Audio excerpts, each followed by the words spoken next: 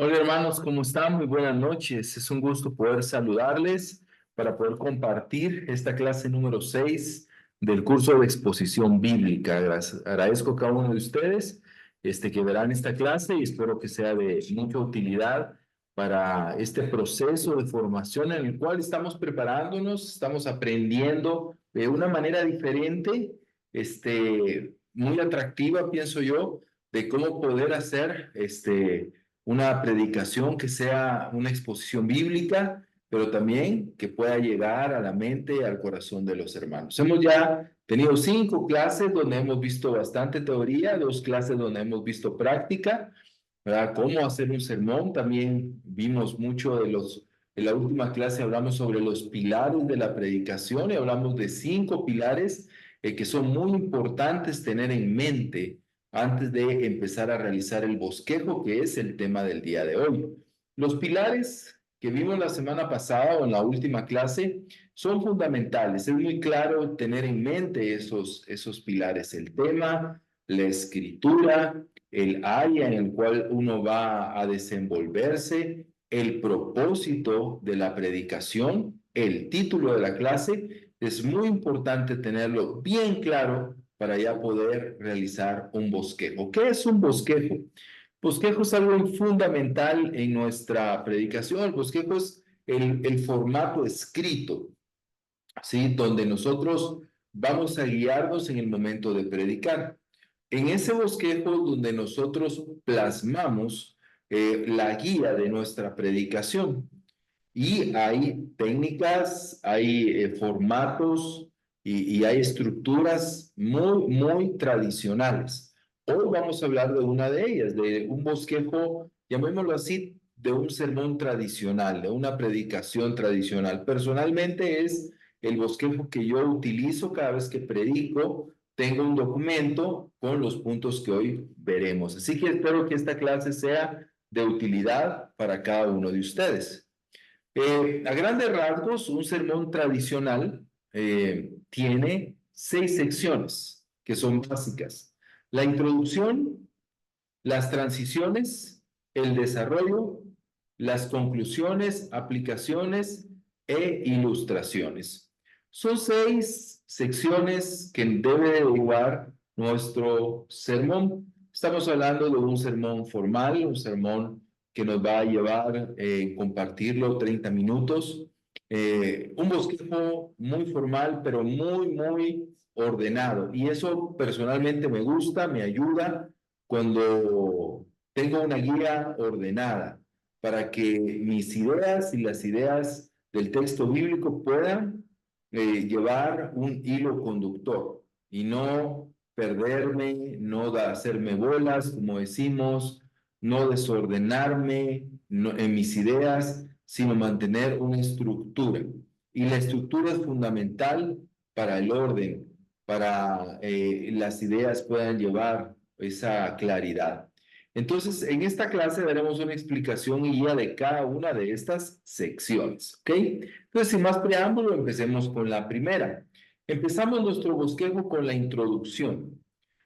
Nuestra clase necesita tener una introducción. No podemos ir directamente al tema. Necesitamos una introducción. La introducción es una parte importante, ya que es donde se capta o se pierde la atención de las personas. La introducción presenta e introduce el tema y lo hace y lo debe de hacer de una forma llamativa. Es muy importante la introducción de una predicación. Podemos perder a las personas, podemos perder a los oyentes desde la introducción. La introducción debe levantar expectativas para motivar a las personas a escuchar el sermón. Entonces es muy importante este tema. No podemos darle un valor que no es correcto. La buena introducción debe tener las siguientes características. La primera característica es la brevedad. Me he dado cuenta que a veces las personas o predicadores dedican demasiado tiempo en la introducción y ese tiempo termina pesando en el resto de la clase, en lo fundamental que es el desarrollo de la clase. Entonces, cuando tienen una introducción demasiado larga, eso va a afectar el sermón. O lo va a hacer demasiado largo o definitivamente va a hacer que la persona tenga que correr en porciones que son fundamentales. La brevedad es importante. Uno de los manuales de predicación dice, y creo que es un tiempo estimado muy bueno, no más de 15% del tiempo. Significa que en una prédica de 30 minutos, la introducción debería de ser de 4,5 minutos. Es muy importante verlo. La claridad. La otra característica que una introducción debe tener es la claridad. Palabras sencillas e imágenes que el oyente pueda comprender con facilidad. Necesitamos que sea claro, no muy enredado. A veces queremos poner a los hermanos o a la iglesia a pensar, pero a veces es demasiado complejo, demasiado enredado y las personas se pierden. Entonces, utilizar palabras sencillas, si vamos a utilizar imágenes, que sean imágenes que el oyente pueda comprender con facilidad. Unidad. Debe de tener unidad con el material que sigue. Me he dado cuenta también que a veces hay buenas introducciones, pero que al final del día no tienen nada que ver con la prédica. Sirven tal vez como para romper el hielo, pero no es la función de una introducción, no es romper el hielo, sino es atraer a las personas, pero esa atracción a la información tiene que llevar una unidad desde la introducción hasta las aplicaciones finales. Y esta que es muy importante es la buena elaboración. No subestimarla, dedicarle tiempo.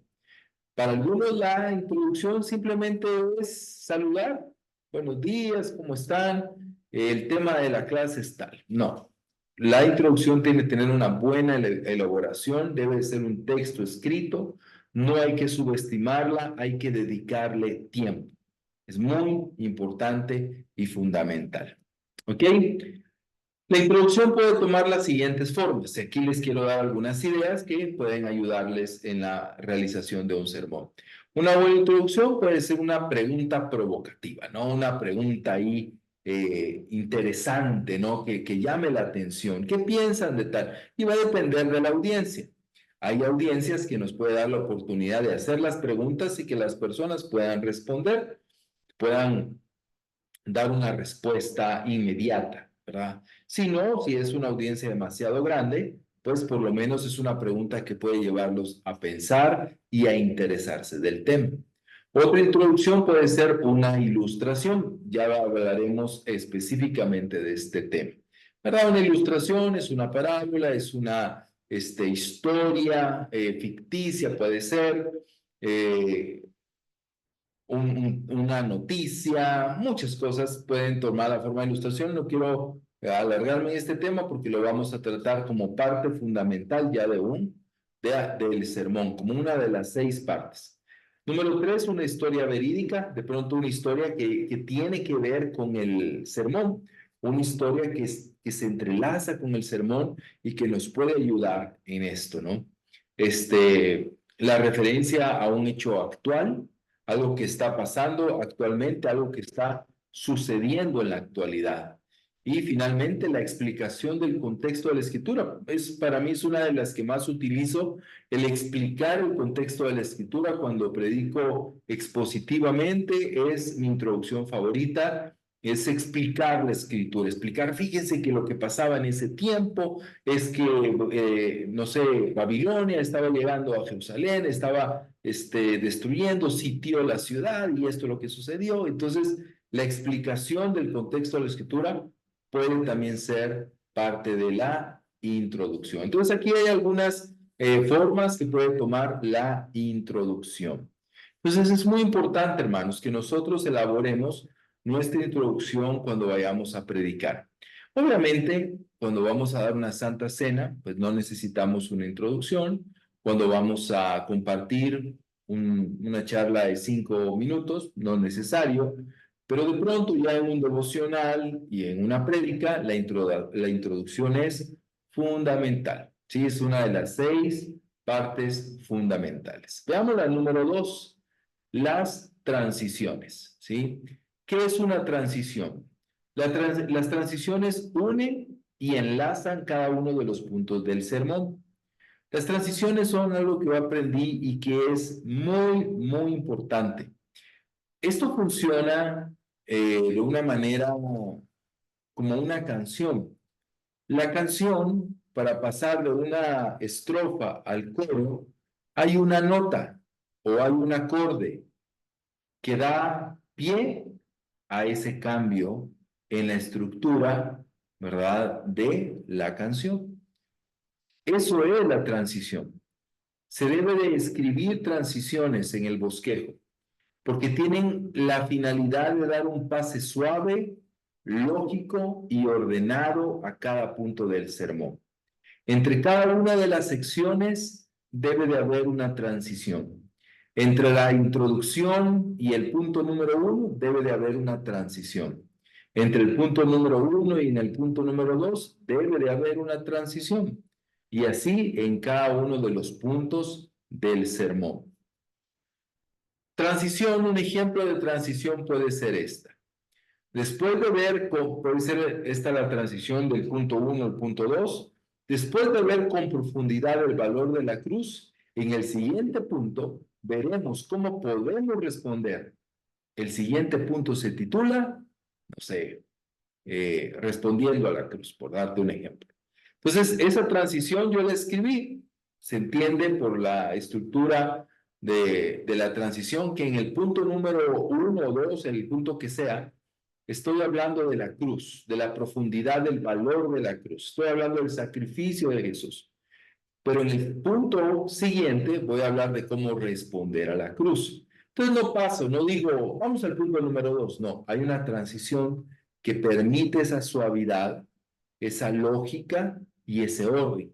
Entonces expreso, pero lo tengo anotado en mi bosquejo. Expreso. Después de ver con profundidad el valor de la cruz, en el siguiente punto veremos cómo podemos responder. El siguiente punto se titula y ya damos el título del sermón. Espero que sea entendible. Vamos a ver un ejemplo de bosquejo, por lo menos una guía o un machote, o para que ustedes lo puedan ver al final de la clase. Tercer punto, el desarrollo. Son los puntos del bosquejo. Cada bosquejo debe tener puntos mayores y puntos menores. En estos puntos se desarrolla el bosquejo de una manera lógica y clara. Esta es la parte importante, es el cuerpo de la carta, ¿sí? Es el cuerpo de la carta. Tenemos la introducción, es una parte pequeña. Tenemos al final las conclusiones y aplicaciones. Y la parte robusta del sermón es el desarrollo del sermón. Es la prédica propiamente dicha, ¿me entienden? Es la prédica propiamente dicha. Eso es el desarrollo. Entonces, para que el desarrollo sea ordenado, necesitamos tener puntos. Aquí va un ejemplo. Esta es la escritura. Esto es de un sermón que estoy preparando para la próxima semana. Entonces, aún les puse en Classroom los pilares de este sermón, ¿verdad? Ahí en la tarea de cómo hacer la tarea de esta semana, ahí yo les puse cómo hice los pilares de esta escritura, que es mi escritura base para este sermón. Entonces, la escritura está en Hebreos 18b, o sea, la segunda parte del versículo al 20. Dice, por tanto, los que hemos acudido a Él en busca de refugio, podemos estar bien confiados, aferrándonos a la esperanza que está delante de nosotros. Esta esperanza es un ancla firme y confiable para el alma. Nos conduce a través de la cortina al santuario interior de Dios. Jesús ya entró por ahí, por nosotros. Él ha llegado a ser nuestro eterno sumo sacerdote según el orden de Melquisedec. O sea, esa es mi prédica. Voy a dar una prédica expositiva sobre estos versículos. Entonces, ¿qué puedo ver? Los puntos mayores son 3. Encontré 3 puntos mayores. El primero, punto número 1, los buscadores de refugio. Ese es mi punto mayor, el título de ese punto. Luego tengo el punto número 2, el ancla de la esperanza, versículo 19. Y el punto número 3, el precursor de nuestra esperanza, versículo 20. Entonces, esta prédica tiene 3 puntos mayores, ¿sí? Algunos creen que lo máximo que debería de tener un sermón son 5 puntos. Creo que es bastante, 5 puntos, y va a depender de la extensión y la manera de exponer. Pero pueden ser 2, pueden ser 3, pueden ser 5, no más. Va a depender del tipo de sermón y también del área en la que vamos a trabajar. De pronto un sermón de enseñanza con el área pastoral, eh, que es algo que vimos la semana pasada, pues de pronto va a ser un sermón que puede alcanzar hasta 50 minutos, 1 hora, porque es un sermón de enseñanza, una predicación de enseñanza. Entonces de pronto ahí puede tener más. Pero si es un sermón evangelístico, que de pronto tiene 30 minutos, pues 3 minutos creo, 3 puntos creo que es suficiente. Entonces estos son mis puntos mayores. Aquí tengo 3 puntos mayores, punto 1, punto 2 y punto 3. Espero que esté claro esto. Los puntos mayores tienen puntos menores. ¿Y cuáles son los puntos menores? Son puntos que se desarrollan dentro de cada punto mayor. Mi punto número 1, recuerdan que les dije que eran los buscadores de refugio. Este punto mayor tiene 3 puntos. Descripciones de los buscadores de refugio, se aferran a la esperanza y pueden estar confiados. Entonces, cuando yo estoy predicando, digo, tengo la transición.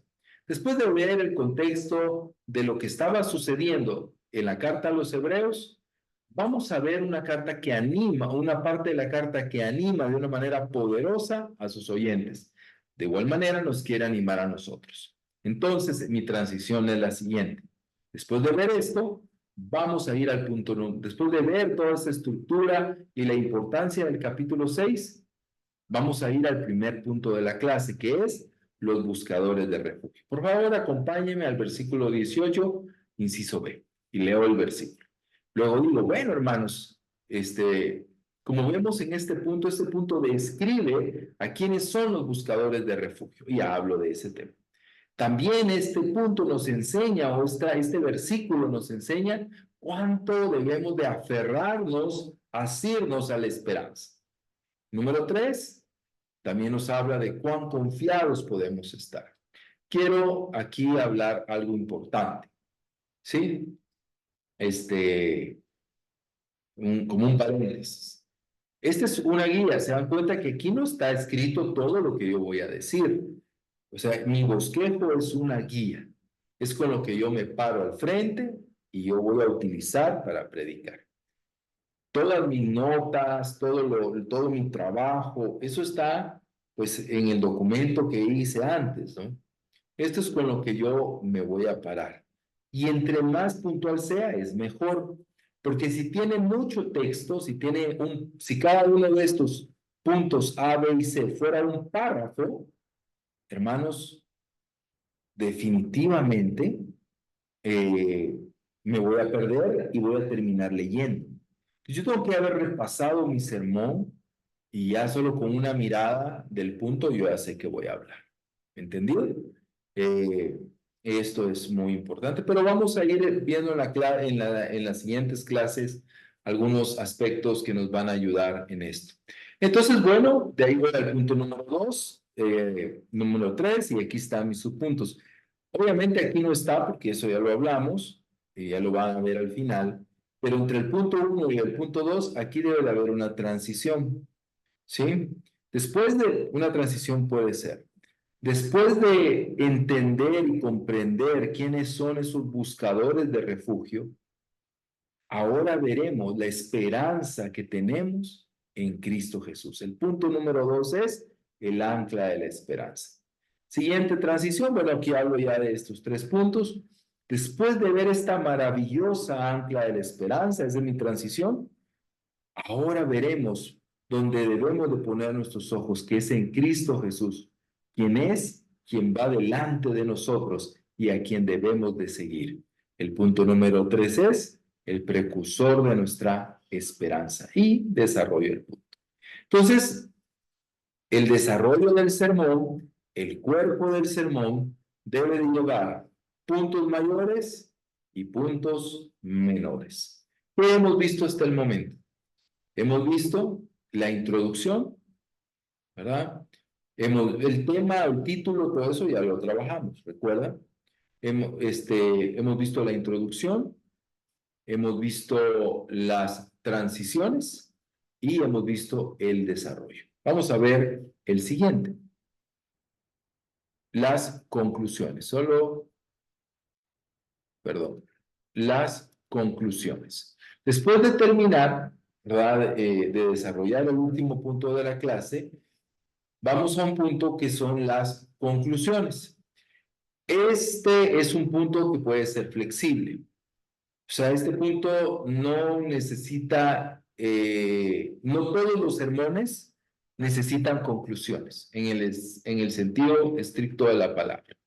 No todos lo necesitan. Va a depender del tipo de sermón.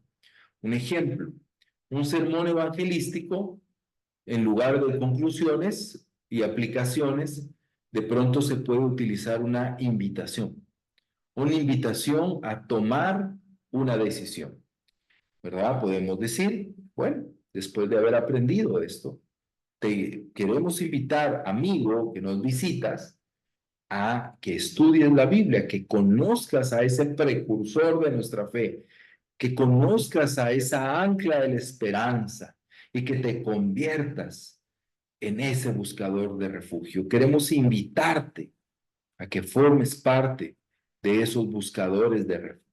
¿Entiendes? Podemos tener una conclusión diferente, pero si decidimos, ¿verdad? Si se usa las conclusiones, que es muy bueno utilizarlo, nos ayuda a refrescar la información. No todos aprendemos de la misma manera, hermanos, pero las conclusiones ayudan a todos a cumplir con este objetivo, es reiterar la información y enfatizar el propósito del sermón. Nos ayuda en esto. Los puntos mayores pueden ser nuestra guía para las conclusiones. Hablando de este sermón que les estaba mencionando, puede ser que digamos, bueno, hermanos, después de ver todo esto, tenemos las tres conclusiones siguientes. Dios es un refugio seguro, el ancla de la esperanza que tenemos es firme y segura, y Jesús va delante de nosotros. Sigámosle. Entonces, esa podría ser las conclusiones de este sermón. Siguiente punto. Bueno, espero que haya quedado claro lo de las conclusiones y es muy importante el que nosotros podamos manejarlas y tenerlas ahí con claridad. Otro punto importante que quiero dedicarle unos minutos, creo que solamente déjenme definir acá. Sí, aquí tengo un problema en esta presentación. Ok, vamos a solucionarlo rápidamente. Vamos a dejar de compartir pantalla por un momento. Ok. Sí, solo quiero agregar o enseñar esta siguiente parte que es fundamental en cuanto a el sermón y es la parte de las aplicaciones. Las aplicaciones es distinto, ¿verdad? Totalmente diferente a las conclusiones, ¿verdad? Y lo vamos a ver en la presentación en un instante. Nosotros necesitamos concluir el sermón, ¿verdad? Como ya lo vimos ahorita, con conclusiones, pero las conclusiones solo reiteran. Y esto es fundamental que nosotros lo veamos. Las conclusiones lo único que hacen es afirmar el conocimiento y reiterar, ¿verdad? Lo que se está enseñando. Pero hay una parte fundamental que creo yo que tiene un impacto más fuerte y profundo en las personas. Aquí lo tengo ya, y es las aplicaciones, ¿sí? Las aplicaciones. Entonces, después, ¿verdad? De nosotros dar las conclusiones, decimos, bueno, y con esto terminamos el sermón. Tenemos las aplicaciones de este sermón. ¿Qué son las aplicaciones? Es el llamado a poner en práctica lo aprendido. Es un llamado a poner en práctica lo que hemos aprendido. Y hay dos palabras que nos ayudan mucho en las aplicaciones y cuando yo uso aplicaciones trato de incluirlas. y es la palabra debo o debemos, ¿sí? En este ejemplo de sermón que les estaba dando, puedo tener tres aplicaciones fundamentales. La primera aplicación, hermanos, de esta clase es, debemos buscar refugio. Debemos buscar refugio. Esa es la primera aplicación. Te invito, te llamo a que nos unamos a buscar refugio. Aplicación número 2, debemos sostener nuestra vida en el ancla de la esperanza. Hermano, no en otras falsas esperanzas, sino en esa esperanza que como un ancla nos sostiene, que es Cristo Jesús y nuestro Dios. Así que debemos de sostener nuestra fe, nuestra vida en esa ancla. No debemos de ir a la deriva. Y la tercera aplicación fundamental, hermano, es debemos seguir a Jesús. Él va adelante, Él es nuestro precursor, Él ya atravesó el velo. Vamos detrás de Él, vamos con todo, hermano, amigo, vamos, debemos seguir a Jesús. Entonces son dos cosas distintas. Las conclusiones, que hacen las conclusiones, reiteran. ¿Se dan cuenta que solo estamos reiterando, enfatizando el propósito de la clase y la información? Pero en las aplicaciones estamos llamando a las personas a poner en práctica lo aprendido. Amén. Dentro de todas estas 5 cosas que hemos visto, espero no confundir mi introducción, transiciones, desarrollo, conclusiones y aplicaciones, dentro de todas estas, en cualquiera de estos puntos podemos utilizar la parte número 6 de un sermón, que son las ilustraciones. ¿Qué es una ilustración? Las ilustraciones son palabras, frases, oraciones, párrafos que buscan mediante una historia, una anécdota o noticia aclarar un punto del sermón. Las ilustraciones, en otras palabras, es una composición que ilumina, que arroja luz sobre el mensaje. Seguramente a ti te ha pasado como a mí. Hay sermones que has escuchado en el pasado que ni te acuerdas de la escritura, ni te acuerdas del punto 1, punto 2 o punto 3, pero te acuerdas de la ilustración que utilizó el predicador, de la historia que contó, de la anécdota que contó, de la noticia que contó. Eso te quedó claro. Y por eso el uso de las ilustraciones es muy importante, porque las ilustraciones pretenden presentar un caso con el cual la audiencia puede identificarse. Jesús lo hacía, ¿no? ¿Verdad? Jesús era un método favorito. Jesús usaba ilustraciones que las personas venían y se conectaban fácilmente. ¿Verdad? La tierra, el campo, los animales, las plantas. O sea, Jesús utilizaba ilustraciones para que la gente pudiera identificarse con claridad.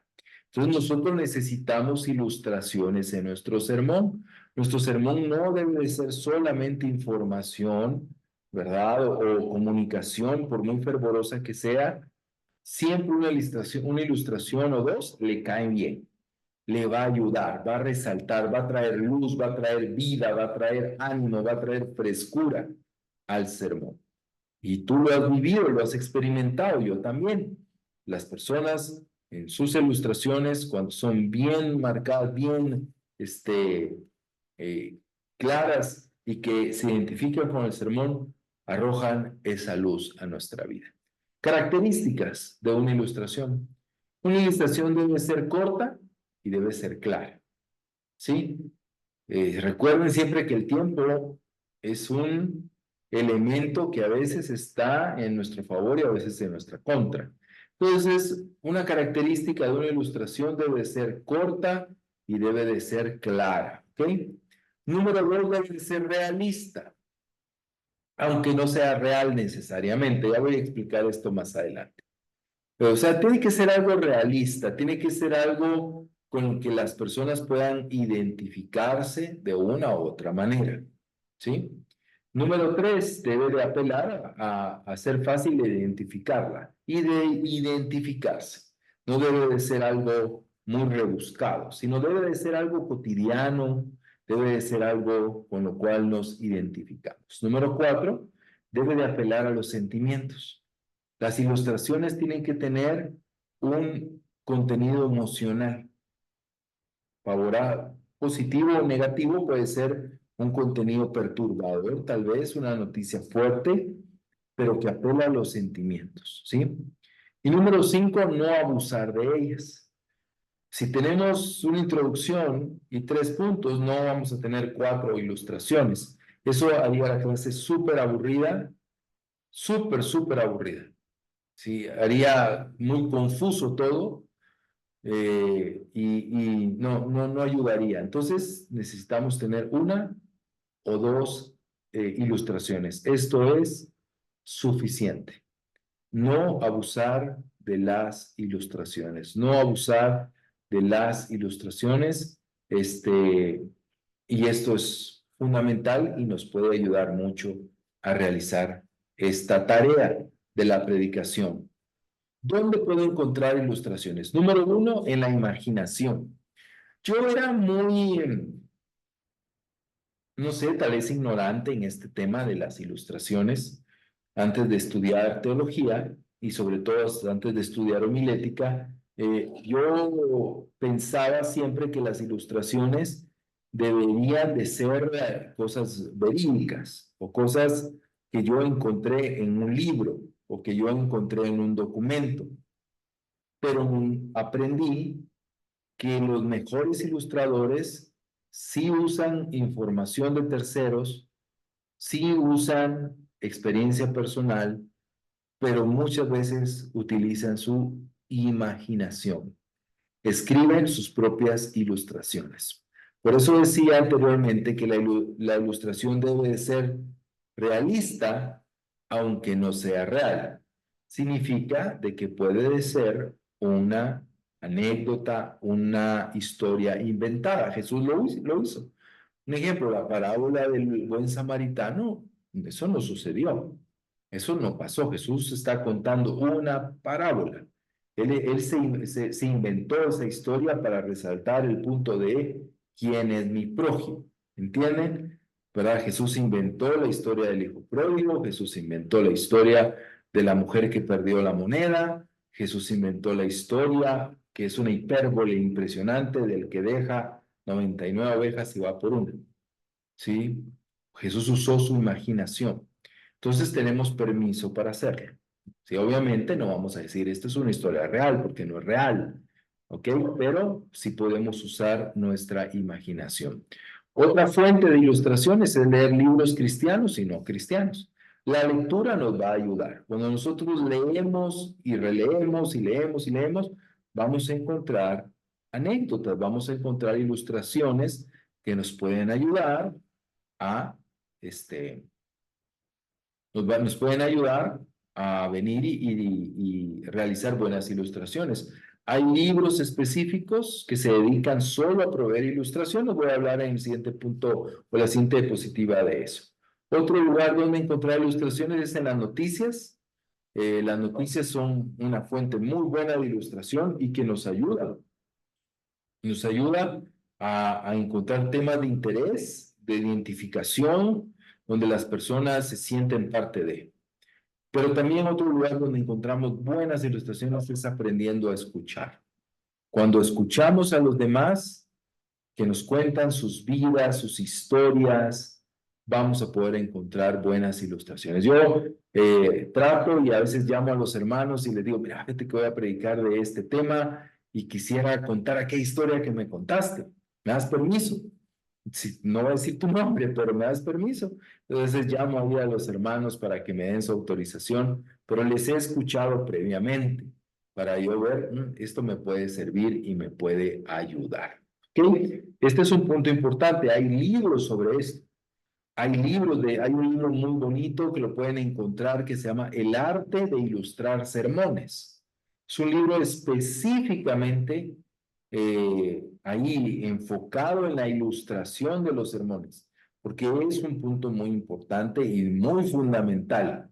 Los mejores predicadores tienen buenas ilustraciones, ¿sí? Los predicadores históricos, como Spurgeon, como D.L. Moody, usaron buenas ilustraciones, ¿no? D.W. Tozer, buenas ilustraciones, ¿verdad? Entonces, tiene una importancia. Yo creo que personalmente debo dedicarle más a este tema, ¿verdad? A crecer más en las ilustraciones. Consejos. Hay libros de ilustraciones, como les decía. Hay libros en los cuales tú puedes encontrar por temas, ilustraciones. Su desventaja es que muchos de esos libros cuentan ilustraciones del tiempo de Tatalapo. O sea, así decimos aquí. O sea, viejas, muy viejas, de cientos de años. Entonces la gente, aunque sea muy buena la historia, no se siente muy identificada. Fue en otro país, fue en otro contexto, no se siente muy identificada. Pero hay algunas buenas, entonces siempre es bueno ahí buscar a veces en los libros de ilustraciones. Número dos, un banco de ilustraciones. Yo tengo en mi aplicación de Telegram. Aquí tengo un chat conmigo mismo, ¿verdad? Aquí me permite tener como que fuera un grupo, ¿verdad? Como que fuera un grupo me permite tener un chat conmigo. Entonces tengo un chat que lo pueden ver ahí, ¿verdad? Que se llama Citas, Notas e Ilustraciones. Entonces, cuando veo algo, lo escribo ahí y me lo mando ahí, ¿no? Cuando encuentro un link, una historia, una noticia, la copio y me la envío ahí mismo, ¿no? Entonces, para mí es muy bueno. Otras personas, yo he escuchado que tienen una cajita, sobre todo, pero era más antes, ¿no? Personas que leían libros o en la prensa y recortaban el periódico y metían en esa cajita el recorte que les iba a servir para una próxima ilustración. Pero es importante tener un banco de ilustraciones, un lugar en el que uno va y puede encontrar ilustraciones que ya tiene ahí. Y hay personas mucho más pilas que yo y que ya las tienen clasificadas, ordenadas, categorizadas, entonces ya están ahí, categoría del amor, categoría de la esperanza, del pecado, y encuentran una ilustración y la guardan ahí. Son mucho más pilas, hay que aprender de ellos. Y número tres, tener mente de predicador. Si quieres crecer en la predicación, tienes que tener mente de predicador. Yo a veces, hermanos, tal vez ustedes no me dejarán mentir con algunos de ustedes, pero a veces me cuentan una historia y digo, esto lo voy a predicar, esto lo voy a predicar, esto lo tengo que predicar, ¿verdad? Siempre tener esa mente de predicador. Esto lo puedo utilizar, esto lo puedo usar, esto puede servirme para una predicación. Amén. Bueno, hemos visto ya las 6 partes de un bosquejo tradicional. Quiero darles un ejemplo nada más, lo pueden ver mejor en las notas, pero este es un ejemplo en cuanto a una estructura, una guía, un marco de referencia, un machote, como lo quieran llamar, que pueden utilizar y que yo es el que utilizo. Ok, aquí tengo el título de la clase, ¿verdad? Mi introducción, un párrafo, y va mi primera ilustración. En este caso, pues lo puse acá, ¿verdad? Porque es el machote, pero lo pongo ahí en cualquier parte del sermón. Puede ser que la ilustración case muy bien en la introducción. Puede ser que la ilustración case mejor en el punto 2, punto 1, o en las conclusiones, o en el final de la clase. ¿Sí? La ilustración, como les decía, puede estar en cualquier parte de la clase y una o dos exagerado. Luego viene mi transición y vamos al punto número 1. Luego vamos al punto, está la transición, vamos al punto número 2. Aquí están los subpuntos del número 2 y aquí va la próxima transición, ¿verdad? En este ejemplo que les doy solo tengo 2 puntos. Aquí está mi transición hacia las conclusiones. Tengo mis 3 conclusiones y termino con mis 3 aplicaciones. Básico. Eso me permite tener un bosquejo de 2 páginas exagerado, que va a ser una guía ordenada, clara, que voy a poder predicar con orden con disciplina y con bastante dedicación.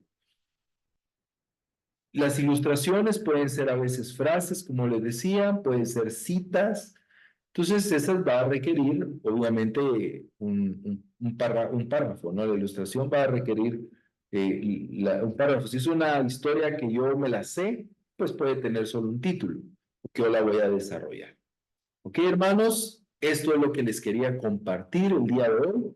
Espero que sea de mucha utilidad. Creo que lo es y creo que sirve mucho para esta tarea de la predicación. Espero que esto sea de utilidad para ustedes, que Dios les bendiga, se cuidan bastante y continuamos acá aprendiendo de predicación. Dios les bendiga.